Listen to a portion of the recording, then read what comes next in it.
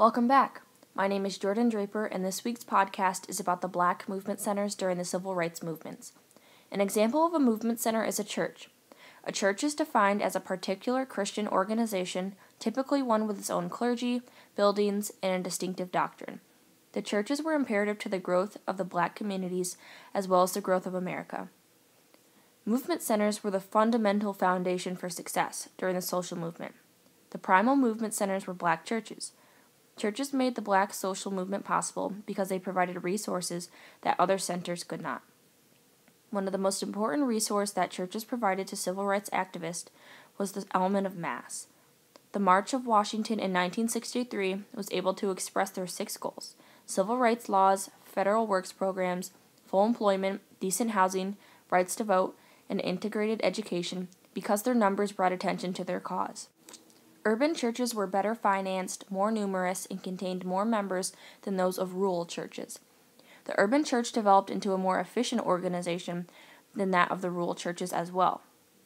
The church was a place to observe, participate, and experience the reality of owning an institution free from the strict control of whites.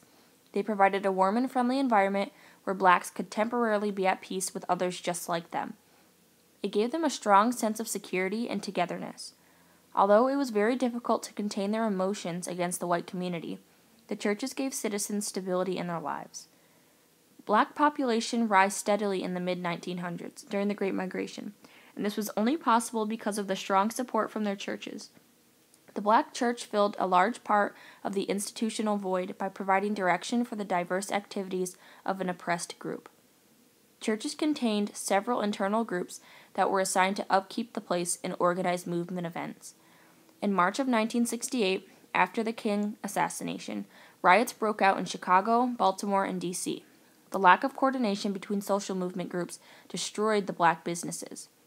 They had to resort to a more efficient way of expressing themselves to their community.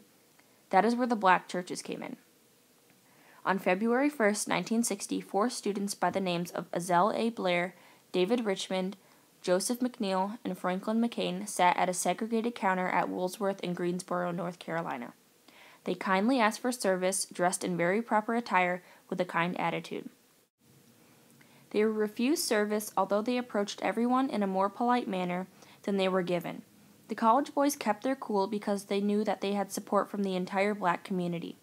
This type of practice promoted strong group identification and made all of the members feel important and respected for their quality hard work, patience, and not just their skin color. These types of situations led to larger supported societies. In short, these movement centers were very beneficial to the growth of Black communities. It provided them with supportive shelters that made them feel important to their city or state and made civil rights protests possible.